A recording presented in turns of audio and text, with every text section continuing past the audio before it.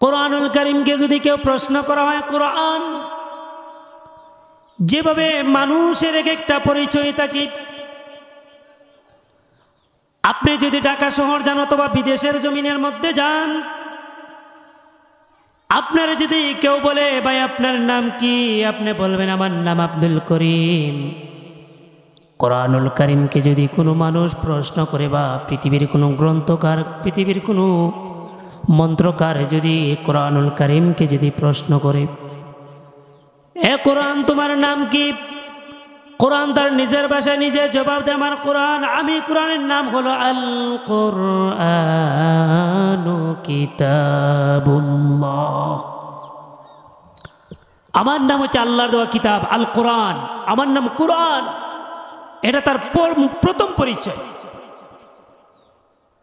কোরআনুল কারীমের পরিচয় দিতে গিয়ে সারাটা কোরআন শরীফের মধ্যে 9টা পরিচয় তুলেছে কোরআনুল কারীমে। বলে আমার 9টা পরিচয়। কয়টা পরিচয়? একটু আওয়াজ করে বলেন না ভাই, আপনারা ফান খান দেখি। 9টা পরিচয় কোরআনুল কারীমের, 9টা পরিচয় আছে। সাধারণত মানুষের 4টা পরিচয় থাকে। আপনি মানুষ হিসেবে আপনার 4টা পরিচয়, মানে আপনারা বলেন আমার নাম আব্দুল করিম, প্রথম পরিচয়।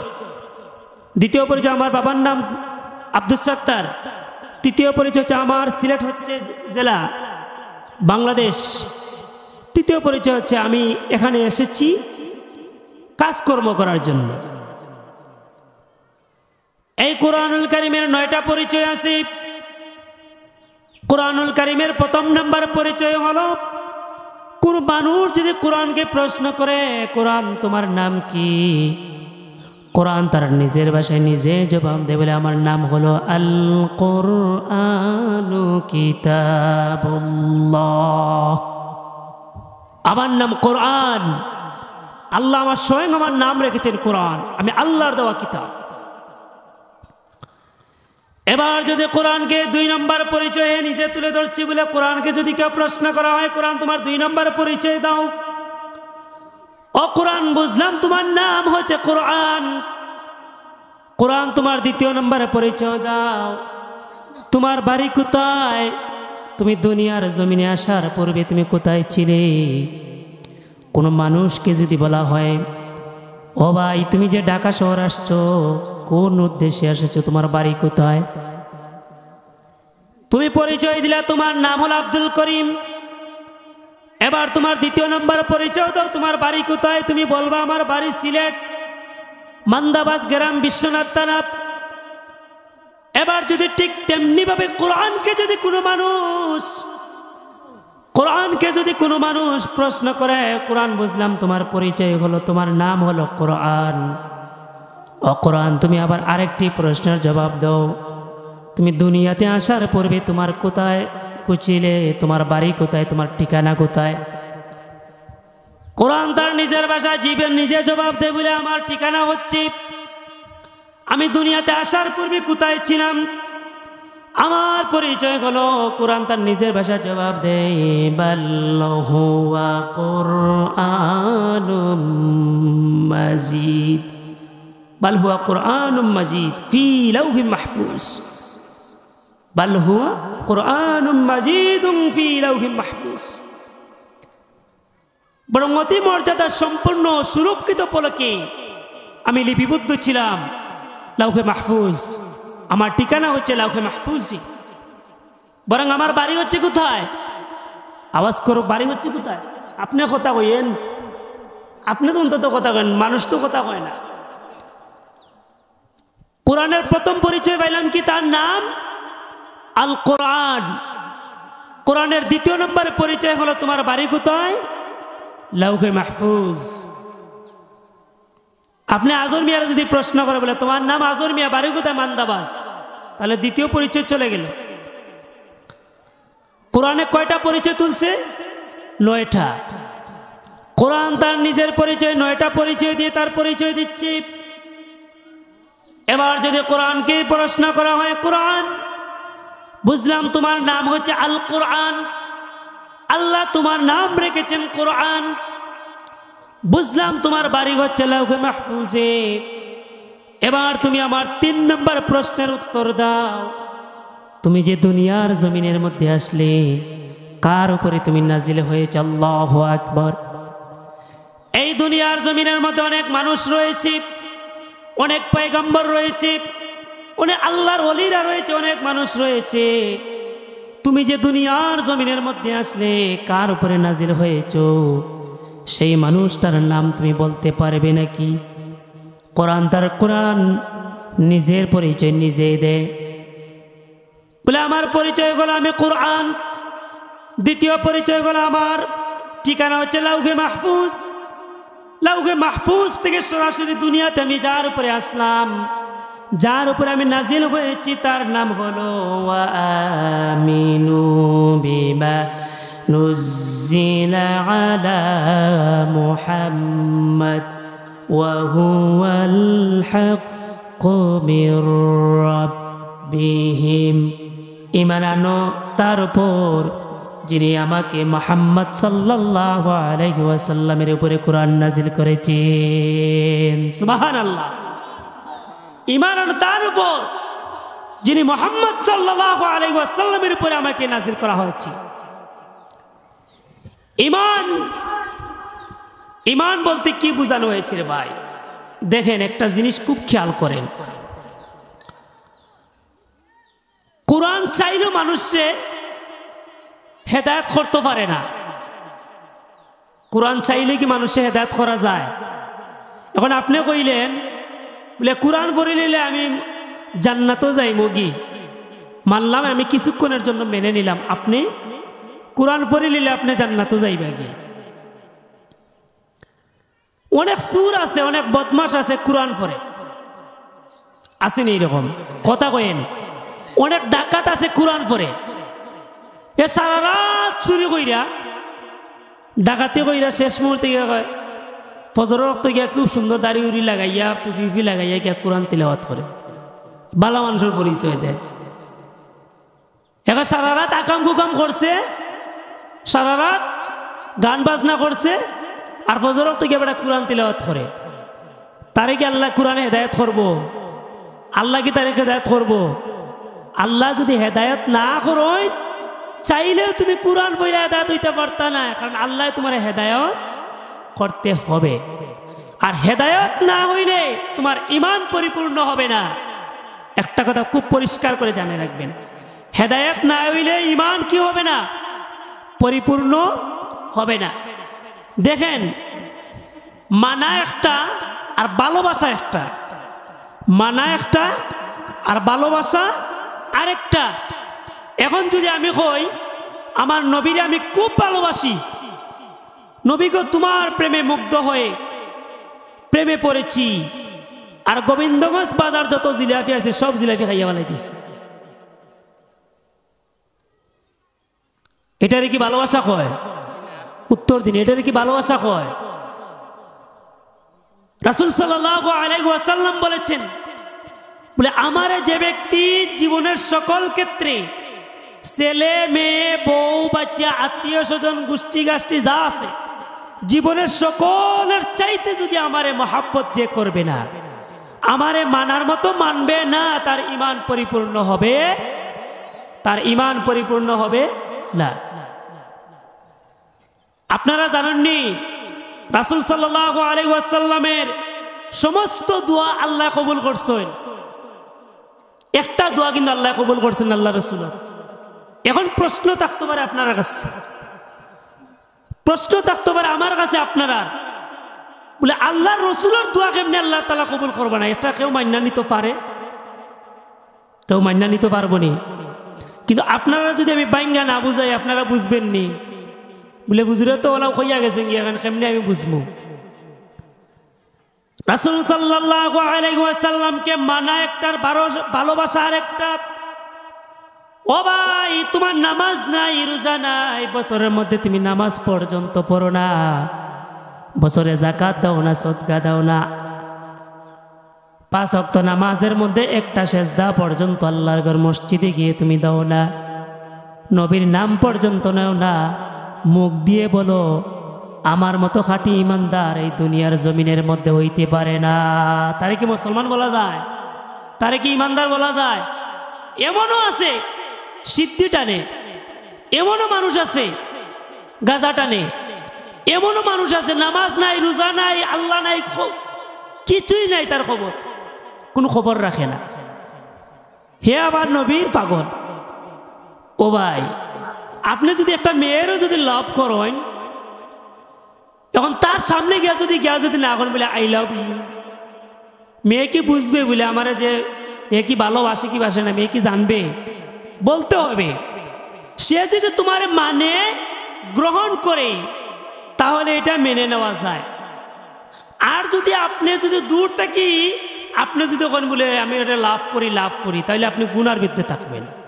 কারণ এটার ভালোবাসা আর ভালো লাগা আর মানা কিন্তু সমান নয়।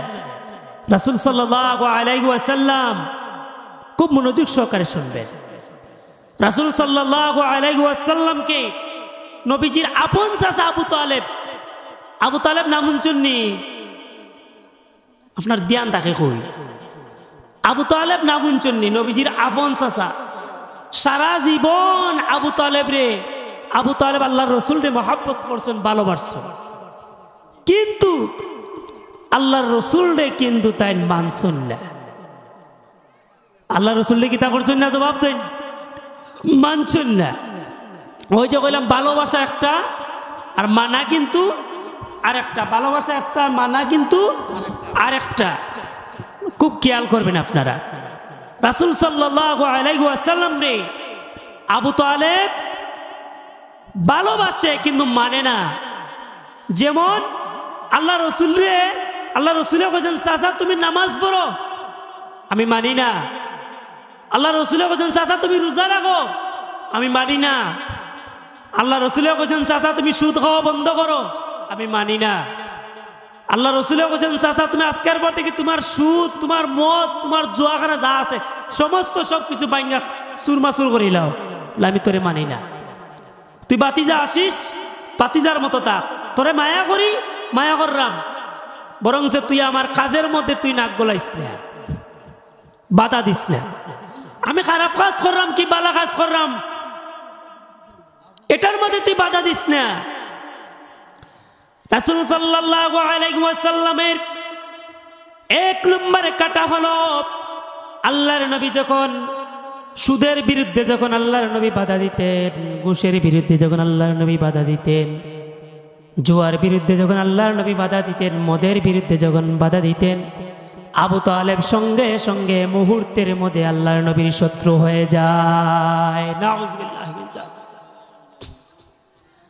আবু তালেব ডেকে বলতো, মুহাম্মদ, ও আমার ভাতিজা, তোমাকে আমি ভালোবাসি, মহব্বত করি, তুমি আমার কাজের মধ্যে তুমি নাক গলাইও না। আমি সুদ খাই, আমি ঘুষ খাই, আমি জুয়া খেলি, আমি মদ খাই, মদের জুয়া আড্ডাখানা আমি বসাইয়া মানুষদেরকে আমি মদখানার মধ্যে আমি মানুষদেরকে নিয়ে আমি আনন্দ করি, বরং সে এই সমস্ত কাজের মধ্যে তুমি আমার ভাতিজা তুমি আমার বাধা দিও না। মুহাম্মদ সাল্লাল্লাহু আলাইহি ওয়াসাল্লাম, তাহলে বুঝা গেল আল্লাহর নবীরে ভালোবাসো, মহব্বত। ভাই আপনার খুব সালাম আলাইকুম, খুব মহব্বত করি, আল্লাহর জন্য তোমার মহব্বত করি, কিন্তু তোমার ভিতরে যে খারাপ কাজগুলো লুকিয়ে আছে এগুলো বাধা দিলে তুমি আমি ওই যে তোমার শত্রু। রাসূল সাল্লাল্লাহু আলাইহি ওয়াসাল্লাম এটা ছিল তার মূল। আবু তালেব আল্লাহর নবীর জন্য খুব পাগল ছিল, আল্লাহর নবীর এত মহব্বত করত। নবীজির দোয়া কোনোদিন আল্লাহ তাআলা ফিরিয়ে দেন না, কিন্তু একটা দোয়া আল্লাহর নবীর ফিরিয়ে দিয়েছেন। কোনোদিন আল্লাহ এই দোয়াটা আল্লাহ তাআলা কোনোদিন কবুল করেন না আল্লাহর নবীর। বিশ্ব নবী সাল্লাল্লাহু আলাইহি ওয়াসাল্লাম আবু তালেব আল্লাহর নবীরে খুব ভালোবাসতো, আদর করত, সুমা দিত। যখন আল্লাহর নবী বিশ্ব নবী সাল্লাল্লাহু আলাইহি ওয়াসাল্লাম এই সমস্ত কাজের মধ্যে বাধা দিতেন, আবু তালেবের শরীরের মধ্যে আগুন ধরে যেত রে ভাই। আবু তালেব আশিকে রাসূল ছিল, কিন্তু বিশ্ব নবী সাল্লাল্লাহু আলাইহি ওয়াসাল্লামের আদর্শ, তার ঈমান, তার মহব্বত তার অন্তরের মধ্যে ছিল না। আল্লাহর নবীর এসে মানত না। আবু তালেব আল্লাহর নবীকে তো মহব্বত করেছে কিভাবে? আবু তালেব যখন মৃত্যুর সাথে পাঞ্জা লড়ে সারা জীবন আল্লাহর নবীজির সাথে বিরুদ্ধে কথা বলেছে, সারা জীবন আল্লাহর নবীর সাথে শত্রুতা করেছে, সারা জীবন আল্লাহর নবীর সাথে মুনাফিকি করেছে, বেঈমানি করেছে। আবু তালেব যখন মৃত্যুর সাথে পাঞ্জা লড়ে মৃত্যুর বিছানায় যখন সে মারা যাইবে, এমতো অবস্থায় বিশ্বনবী সাল্লাল্লাহু আলাইহি ওয়াসাল্লাম আবু তালেবের পাশের মধ্যে এসে বলতেছেন, ইয়া আম্মি কুল লা ইলাহা ইল্লাল্লাহ ওয়াহাজ্জু লাকা বিহা ইনদাল্লাহি ইয়াউমাল কিয়ামাহ। ওগো আমার চাচা, সারা জীবন আপনি আমাকে মহব্বত করেছেন, সারা জীবন আপনি আমাকে ভালোবেসেছেন। আপনি ঈমান না আনে দুনিয়া থেকে বেঈমান হয়ে মারা যাইবেন, আমি সহ্য করতে পারবো না। আপনার কাছে আমার একটা আবদার, আপনি কুল লা ইলাহা ইল্লাল্লাহ, শুধু আল্লাহর উপর ঈমান আনো, মুহাম্মাদুর রাসূলুল্লাহ, আমি মুহাম্মাদের উপর ঈমান আনা লাগবে না। যদি আল্লাহর উপর ঈমান আনতে পারো তাহলে আমি তোমার কথা দিলাম, ওয়াহাজ্জু লাকা বিহা ইনদাল্লাহি ইয়াউমাল কিয়ামাহ। যদি আল্লাহর উপর ঈমান আনতে পারো তাহলে কিয়ামতের ময়দানে আমি মুহাম্মদ আল্লাহর সাথে ঝগড়া করে হলেও আমি আপনাকে জান্নাতের ভিতরে নিয়ে যাব। সুবহানাল্লাহ। আবু তালেব আল্লাহর নবীর এই কথাটা শোনার পর সে ঈমান আনলো না, ঈমান না আনে চুপ করে বসে থাকলো। এমতো অবস্থায় উতবা সাহেব আবু সুফিয়ান ডেকে বলল, আবু তালেব, সারা জীবন তুমি ঈমান আনো নাই, ইসলাম গ্রহণ করো নাই, এখন তুমি জীবনের শেষ মুহূর্তে ইসলাম গ্রহণ করে তোমার বাপ দাদার ধর্ম তুমি নষ্ট করে দিতে চাও নাকি? আবু তালেব উতবা সাহেব আবু সুফিয়ানের কথা শুনে ঈমান না আনে দুনিয়া থেকে বেঈমান হয়ে মারা গেলেন। আল্লাহর নবীর মনটা বড় খারাপ হয়ে গেল। আল্লাহর নবীর মনটা খারাপ দেখে আল্লাহ তাআলা সঙ্গে সঙ্গে আয়াত নাযিল করে জানিয়ে দেন, ইন্নাকা লা তাহদি মান আহবাবতা ওয়ালাকিন্নাল্লাহা ইয়াহদি মান ইয়াশা। আল্লাহ পাক রব্বুল আলামিন বলছেন, হ্যাঁ ভাই আমার দিকে লক্ষ্য করুন, আল্লাহ পাক বলছেন, হে নবী, যে লোকটা সারা জীবন তোমারে ভালোবাসছে, যে লোকটা সারা জীবন তোমাকে আদর করছে, ওই লোকটা ঈমান না আনে দুনিয়া থেকে বেঈমান হয়ে মারা গিয়েছে। নবী গো, তোমার মন খারাপ, একটা কথা জেনে রাখো, আমি আল্লাহ যাকে ইচ্ছা তারে হিদায়াত দেই এবং যাকে ইচ্ছা আল্লাহ চাইলেও আমি আল্লাহ তাকে হিদায়াত দেই না। কারণ ওয়ালাকিন্নাল্লাহু ইয়াহদি মান ইয়াশা, হেদায়েতের ছবি বলো না, হেদায়েতের চাবি খাটাইন আল্লাহর কাছে। সুতরাং তুমি চাইলে এই কোরআন দিয়ে কাউরে হেদায়েত বানাইতে পারতা না। ওই যে কইলাম সারা রাত বেড়া চুরি করছে আর শেষ সাইতে বেড়া উক্কুর উক্কুর করে জিকির করে, মনে করে যে বলে জিকির করলে বলে আল্লাহ তারা হেদায়েত করিল না। হেদায়েত করতে হইলে আল্লাহ তাআলা তুমি পরিপূর্ণভাবে বলে দিলে ঈমানের সব কিছু ছাইরিয়া, আর অন্তরের মধ্যে যদি তাকে বলে সারা রাত জিকির করি, সারা রাত কোরআন তিলাওয়াত করি, আল্লাহরে ডাকি, আর সকালে উঠতে যাই গিয়ে আর মুলাসুরি, ঠিক আছে না নি?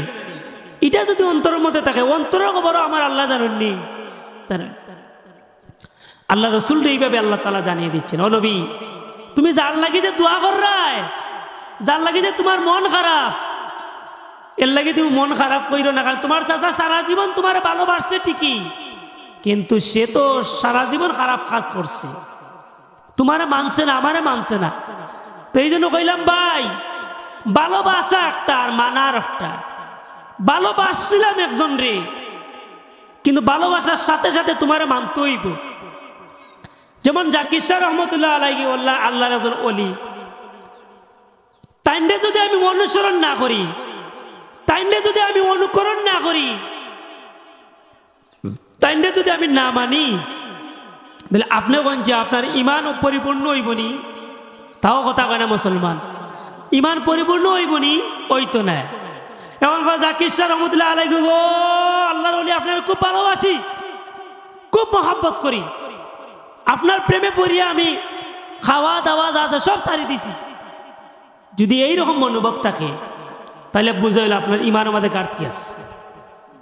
কারণ মানতে হইব জাকির শাহ রহমতুল্লাহ আলাইহি নামাজ পড়ছেন, জাকির শাহ রহমতুল্লাহ আলাইহি রোজা রাখছেন, জাকির শাহ রহমতুল্লাহ আলাইহি তিনি ইসলামের পরিপূর্ণ যা কাজ আছে সমস্ত কাজ করে তিনি করেছেন। তুমি যদি তার মতো যদি এইভাবে করো তাহলে বোঝা যাইব তোমার ইমান পরিপূর্ণ হয়েছে, তাহলে বোঝা গেল তোমার ইমান পরিপূর্ণ হয়েছে। প্রশ্ন হইল আল্লাহ নবী সব দোয়া আল্লাহ তাআলা কবুল করেন, কিন্তু এই দোয়া কেনে কবুল করলা না? প্রশ্ন রয়েছে না আপনার কাছে? আল্লাহর নবীর মন খারাপ। এবার আবু তালেবের জন্য সমস্ত সাহাবায়ে কেরামদের কিনে আল্লাহর দরবারে দোয়া করতে চাইলেন। যেমন সাধারণত একটা মানুষ যদি খারাপ কাজ করে আমরা সব লবা ও মানুষটার আমল কিতা আছিল বা আমরা সকলে উঠটা কই বালা, কিন্তু একবারে খারাপ লোক যে দুনিয়ার চাইতে খারাপ, এই লোকটার যদি সামনে রাখা যদি হয় বলে বা এই লোকটার আমল কিতা আছিল, হে কিন্তু উভয় ওরা উপরেতে চাইয়া কিন্তু কইতো না বালা, তলেতে চাইয়া কইব বালা, কিন্তু এই সময় না ভাইরা কইব আর কি, কিন্তু হে কিন্তু না ভাইরা কইব বলে কিনা তোর বালাই কেন আমি তো জানি। বলে ভাই মানুষটা আমরাও জানি দুনিয়াত কিতা করছে না করছে, তা আমরা এই তার লাগে দোয়া করি আল্লাহ যেন তারে মাফ করেন। তো সব মিলে আমরা তার লাগে দোয়া করি না নি? বাবা আজর ভাই তোমার প্রতি মন খারাপ, আপনি আমার দিকে তাকান। তো সব মিলে আমরা দোয়া করি খারাপ লোকটার লাগি আল্লাহ যেন তারে মাফ করেন। আল্লাহর নবী বিশ্ব নবী সাল্লাল্লাহু আলাইহি ওয়াসাল্লাম নবীজির চাচা আবু তালেব সারা জীবন আল্লাহর নবীকে ভালোবেসেছি, কিন্তু আল্লাহর নবীর এসে মানে নাই। ওই আবু তালেব যখন মারা গেল আল্লাহর নবীর মনটা খারাপ হয়ে গেল। সঙ্গে সঙ্গে সাহাবায়ে কেরামদেরকে নিয়ে আল্লাহর নবী আল্লাহর কাছে হাত উঠাইতে লাগলেন। সাহাবায়ে কেরাম আল্লাহর নবীকে ডেকে ডেকে বললেন, ও আল্লাহর নবী আপনি যার জন্য হাত উঠাইলেন ওই লোকটা তো সারা জীবন খারাপ কাজ করেছে, চুরি করেছে, ডাকাতি করেছে, ওই লোকটা সারা জীবন সুদ খেয়েছে, ঘুষ খেয়েছে, কিন্তু আপনারে ভালোবেসেছে ঠিকই, কিন্তু সারা জীবন সে ইসলামের বিরুদ্ধে কাজ করেছে। ওগো আল্লাহর নবী ওই লোকটার জন্য কিভাবে দোয়া করি? আল্লাহর নবী জবাব দিল, আমার সাহাবীরা আমার চাচার জন্য আমার বড় কষ্ট হয়, আমার চাচার জন্য বড় মায়া হয়, আমার চাচা আমাকে ভালোবেসেছে ঠিকই, কিন্তু আমার চাচা দুনিয়া ছেড়ে চলে গিয়েছে, আমার কষ্ট লাগে রে সাহাবী। এবার তোমরা আর দেরি না করে আমার চাচার জন্য তোমরা দোয়া করো। সঙ্গে সঙ্গে আল্লাহর কাছে যখন আল্লাহ তাআলার কাছে যখন সাহাবায়ে কেরামদের কিনে আল্লাহর নবী দোয়া করতে চাইলেন, সঙ্গে সঙ্গে আল্লাহ তাআলা আয়াত নাযিল করে জানিয়ে দিলেন। আল্লাহ পাক বলেন, মা কানা লিন-নাবিয়্যি ওয়াল্লাযীনা আমানু আন ইয়াস্তাগফিরু লিল মুশরিকিনা ওয়ালাউ কুন্না ওয়ালি কুরবা মিন বা'দি মা তাবায়্যানা লাহুম আন্নাহুম আসহাবুল জাহিম। আল্লাহ তাআলা বলেন, ও নবী তোমার দোয়া আমি কবুল করলাম না, তুমি যত আমার কাছে চাও। নবী গো আপনি ভালো মানুষের জন্য এটা ঠিক নয়, আপনি ইমানদারের জন্য ঠিক নয়, কোন কাফের বেঈমানদের জন্য আপনি আমার কাছে চাইবেন। একটা কথা পরিষ্কার করে জেনে রাখো, ওয়াল্লাযীনা আমানু ইয়াস্তাগফিরু লিল মুশরিকিন, আইয়াস্তাগফিরু তুমি আমার কাছে চাইবা লিল মুশরিকিনা কোন মুশরিকের জন্য, ওয়ালাউ কানু উলি কুরবা মিন বা'দি মা তাবায়্যানা লাহুম ওই সমস্ত কাফের বেঈমানদের জন্য তুমি আমার কাছে চাইবা। তোমার দোয়া আমি কবুল করব না, বরং ও সমস্ত কাফের বেঈমানদের জন্য আমি আল্লাহর তরফ থেকে ফয়সালা হলো আন্নাহুম আসহাবুল জাহিম, ওরা সারা জীবনের জন্য তারা জাহান্নামের মধ্যে থাকবে। নাউযুবিল্লাহ। সুতরাং যারা বেঈমান কাফির এরা জাহান্নামে থাকবে, তোমার দোয়া আমি কবুল করলাম না। এদিন আল্লাহর নবী দোয়া করছেন, ঝুলন্ত অবস্থায় দোয়াটা এইভাবে রয়ে গেছে। সঙ্গে সঙ্গে আল্লাহ নবী যখন দোয়া আল্লাহ তাআলা যখন জানিয়ে দিলেন ওয়া আন্নাকুম আসহাবুল জাহিম, যার জন্য আপনি দোয়া করতেছেন সে জাহান্নামে যাবে, কারণ এর দোয়া আমি কবুল করব না, এর জন্য আপনি দোয়া করবেন, আমি দোয়া কবুল করব না।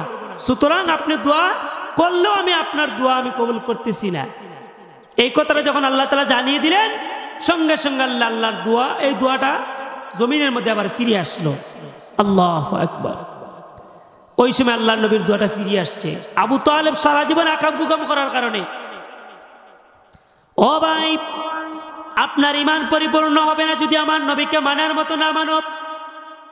রাষ্ট্রে মানতে হবে, সমাজে মানতে হবে, রান্না করে মানতে হবে, নামাজের বেলায় মানতে হবে, রোজার বেলায় মানতে হবে।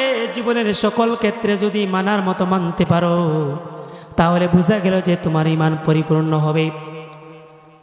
একটা কথা জেনে রাখবেন, আশেকে রাসূল বলে লাফালাফি করলে লাভ হবে না।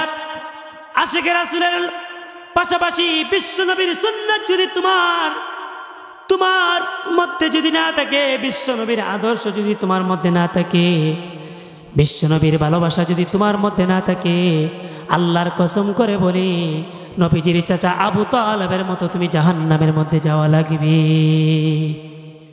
নবীজির চাচা আবু তালেবের মতো তুমি জাহান্নামের মধ্যে যাওয়া লাগবে। এবার মূল বিষয়বস্তুর মধ্যে আমি মূল বিষয় বলা হলো যে কোরআন মানুষের প্রত্যেকটা পরিচয় থাকে ভাই। কোরআন যে পরিচয়, তার নিজের পরিচয় কিভাবে দেয়?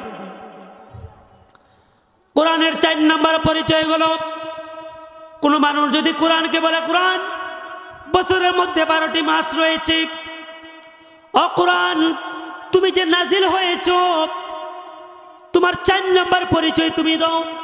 তুমি যে নাজিল হয়েছ, তুমি যে দুনিয়ার জমিনের মধ্যে আসলে, বছরের মধ্যে 12টি মাস রয়েছে, তুমি কোন মাসে নাজিল হয়েছে মাসটার নাম তুমি বলতে পারবে নাকি?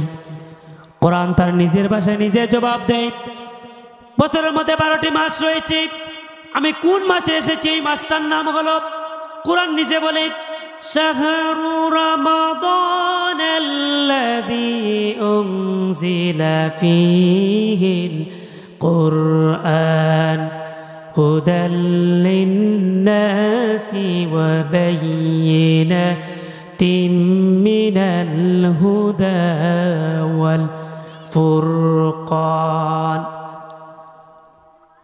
আমার পরিচয় হলো আমি রমাদান মাসে নাজিল হয়েছি। সুতরাং বছরের মধ্যে আরবি মাস 12টি মাস রয়েছে, তোর মধ্যে একটা মাস হচ্ছিল শাহরু রমাদান। আমি কোরআন নাজিল হয়েছি রমজান মাসে। ও ভাই, আপনার পরিচয় আছে, আপনার বাবার পরিচয় আছে, আপনার দাদার পরিচয় আছে, এইভাবে সিলসিলা অনুযায়ী আপনার পরিচয় আছে। কোরআনের এইভাবে পরিচয় আছে। আপনার পরিচয় হলো 4টা, আর কোরআনের পরিচয় হলো কয়টা? 9টা। তোর মধ্যে গেছে কয়টা? 4টা পরিচয় গেছে কি? এবার যদি কোরআনকে আবার কোনো মানুষ প্রশ্ন করে, কোরআন বুঝলাম তুমি রমজান মাসে নাজিল হয়েছ, এবার তুমি 5 নম্বর পরিচয় দাও।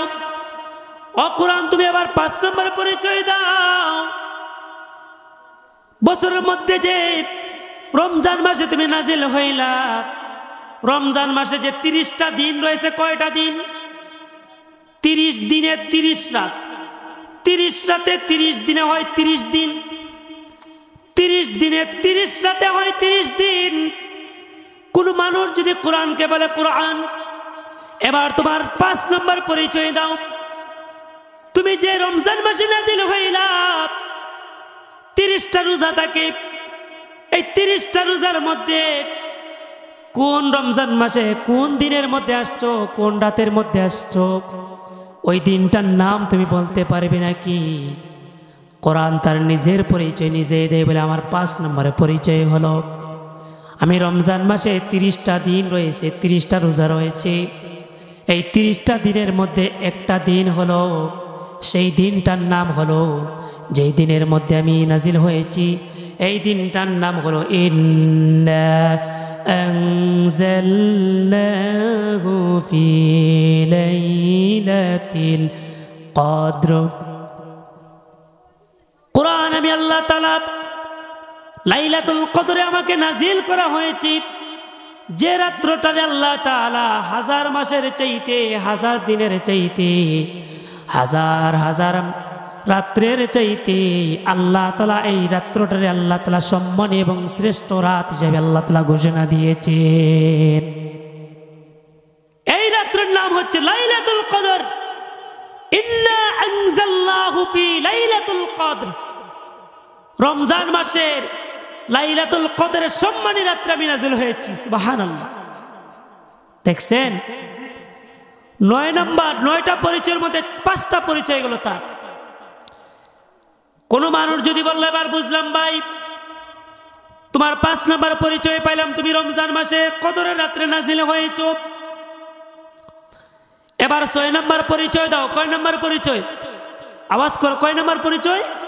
6 নাম্বার পরিচয়।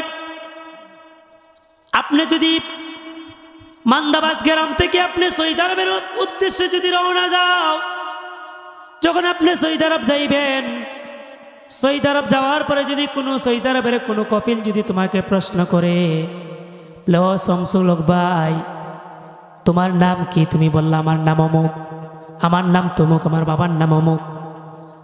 বলে তোমার পরিচয় দাও। বলে এইভাবে পরিচয় দিলাম। বলে দেশ কোথায়? বাংলাদেশ। তোমার গ্রামের নাম কি? মান্দাবাজ। তোমার জেলার নাম কি? বলে সিলেট। তোমার থানার নাম কি? বলে বিশ্বনাথ। বলে বুঝলাম, তোমার পরিচয় তুমি দিলাম। এবার যদি তোমার কফিল তোমাকে প্রশ্ন করে, তুমি এই সৌদি আরবে তোমার আসার উদ্দেশ্য কি? বলে আমার আসার উদ্দেশ্য হলো, আমার বিবি বাল বাচ্চা সবাইকে আমি রেখে এসেছি কাজকর্ম করার জন্য, আমি টাকা উপার্জন করার জন্য আমি এসেছি। এইভাবে মানুষের পরিচয় থাকে। এবার তার 6 নাম্বার পরিচয় হলো কোরআন। কোরআনের 6 নাম্বার পরিচয় হলো, কোনো মানুষ যদি কোরআনকে প্রশ্ন করে হয় কোরআন। এবার তুমি 6 নাম্বার পরিচয় দাও, তুমি যে দুনিয়ার জমিনের মধ্যে আসলাম, ও কোরআন, তুমি দুনিয়ার জমিনের মধ্যে আসছো, তোমার উদ্দেশ্য কি? তোমার কারণ কি? কয় নানি মানুষে, তুমি যে সৌদি আরব গেলা, তোমার কারণ কি? কোন উদ্দেশ্যে আইছো? বা উত্তর দৌতে আপনারা কাজের উদ্দেশ্যে আইছো নানি? সৌদি আরব যে গেছো, কোন উদ্দেশ্যে গেছো? কাজের উদ্দেশ্যে গেছেন। আপনি শামসুল হক ভাই যদি আপনি কোরআনকে প্রশ্ন করেন, ও কোরআন, তোমার 6 নাম্বার পরিচয় দাও, তুমি যে দুনিয়ার জমিনের মধ্যে আসলা, তোমার উদ্দেশ্য কি? তোমার কারণ কি? কোরআনকে যদি কোনো মানুষ প্রশ্ন করে, কোরআন, তোমার 6 নাম্বার পরিচয় দাও, তুমি কারণ কি? তোমার কারণ কি তুমি এই দুনিয়ার জমিনের মধ্যে আসা? কোরআন তার নিজের পরিচয় নিজে দেয়। বলে আমি দুনিয়ার জমিনের মধ্যে কিসের জন্য আসছি শুনো, লিতুখরিজান নাসা মিনাজ যুলুমাতি ইলান নূর। আমি এই দুনিয়াতে এসেছি আমার পথহারা উম্মতদেরকে অন্ধকারের জগৎ থেকে আলোর পথের সন্ধান দেওয়ার জন্য আমি কোরআন দুনিয়ার জমিনের মধ্যে এসেছি। সুবহানাল্লাহ। এ ভাই, মাইকের একটা আওয়াজ দে রে বাইরে, টাকাটা একটু হালাল করে নে। ওই একটা কথা কইলাম, বড় কষ্ট, এমনি বেমারি মানুষ। আল্লাহ আগে আমার হেদায়েত করার আগে তোমরা হেদায়েত করো। এই যে কথাটা কইলাম, লিতুখরিজান নাসা মিনাজ যুলুমাতি ইলান নূর, কোরআন এসেছে মানুষদেরকে আলোর পথ দেখানোর জন্য। ও ভাই, তুমি খারাপ কাজ করতেছো, কোরআন বলছে না তুই খারাপ কাজ করিস না। তোর পিতামাতার সাথে তুই খারাপ আচরণ করিস, কোরআন বলছে না তোর মা বাবার সাথে খারাপ আচরণ করিস না। কোরআন বলছে ভাই, সমস্ত কাজকর্ম পেরে তুই নামাজ পড়, আল্লাহরে ঢাক, তোর ভালো কথা বলতেছে কোরআন। দেখছেন, কোরআন এইভাবে তার পরিচয় দেয়।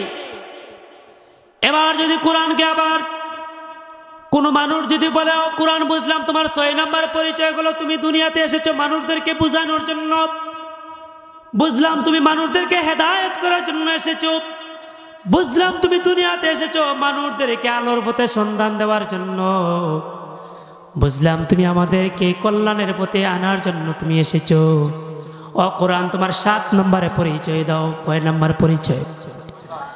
কোরআনকে যদি বলা হয় কোরআন এবার তোমার 7 নম্বর পরিচয় তুমি দাও।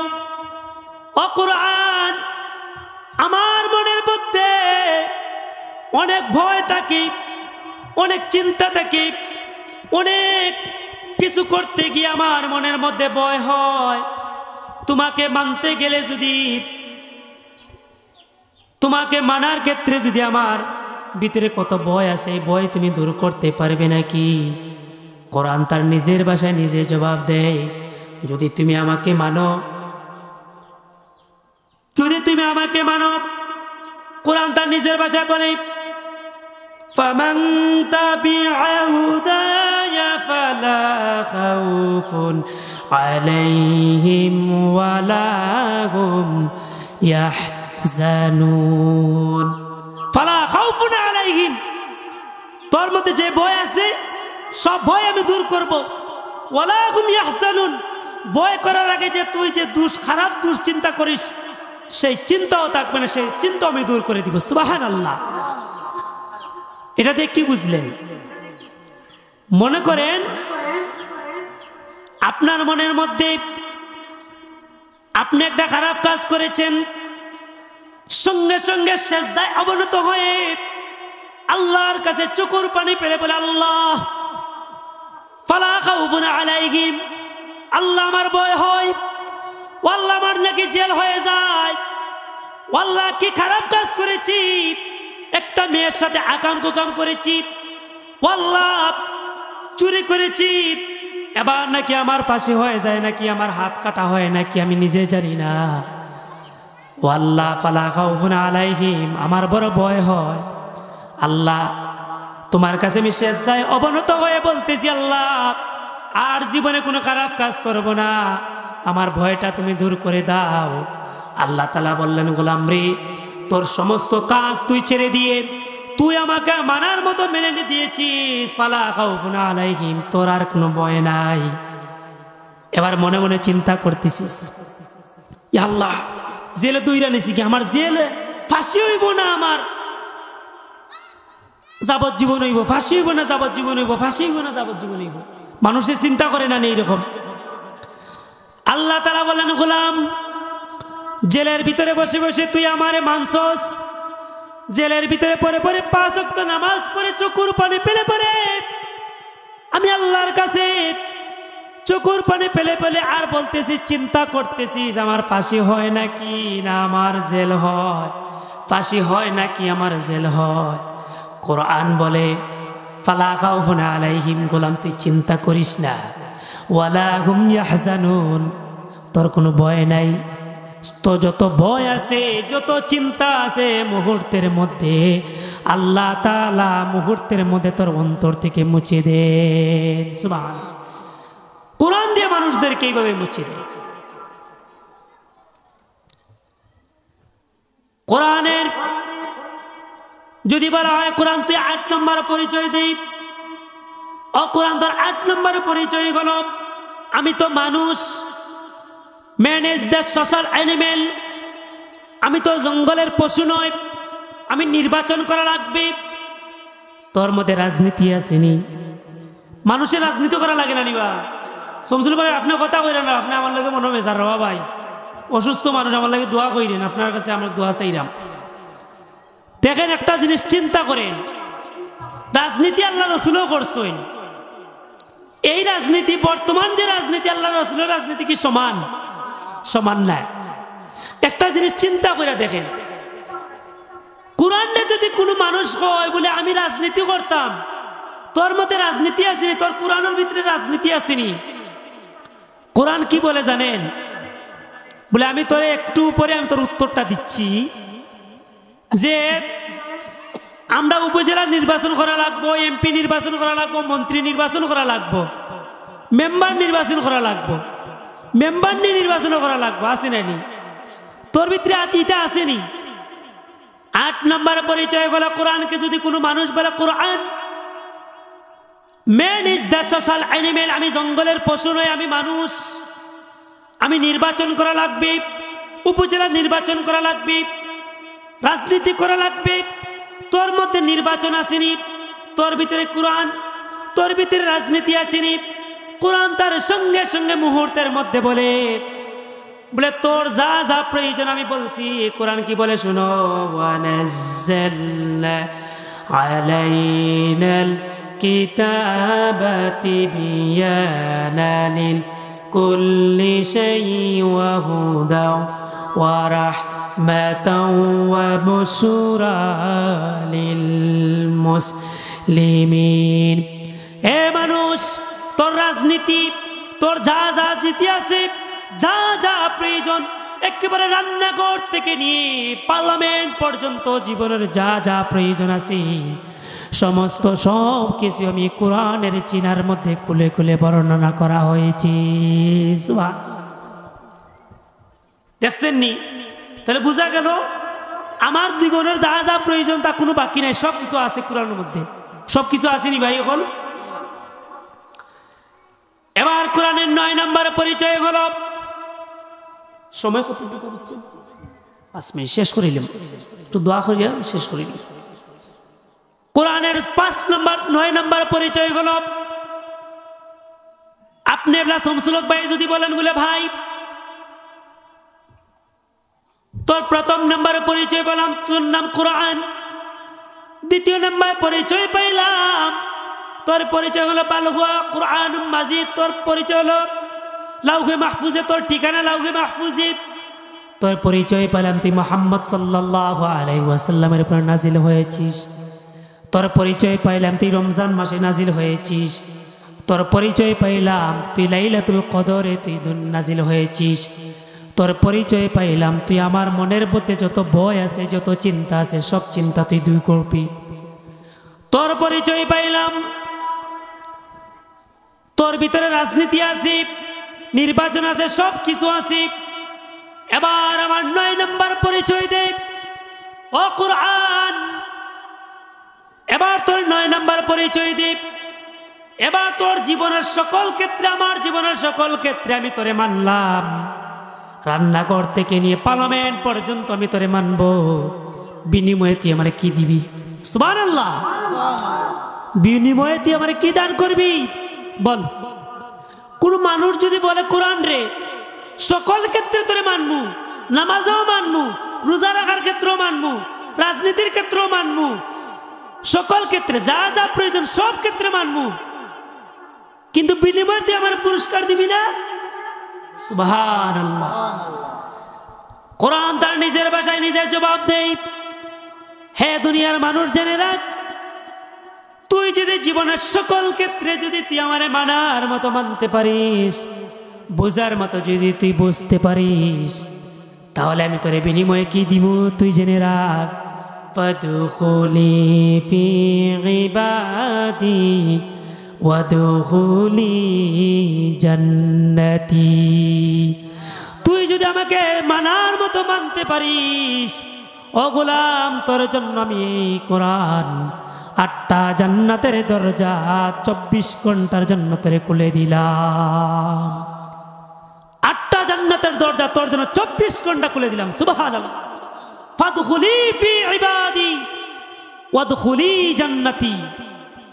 যদি তুই মানিস, বুঝিস, আমল করিস, জীবনের সকল ক্ষেত্রে বিনিময়ে কি দিলাম? জান্নাত। আমরা যা করতেছি ভাই জান্নাতের আশা করতেছি না, না জাহান্নামে যাওয়ার জন্য?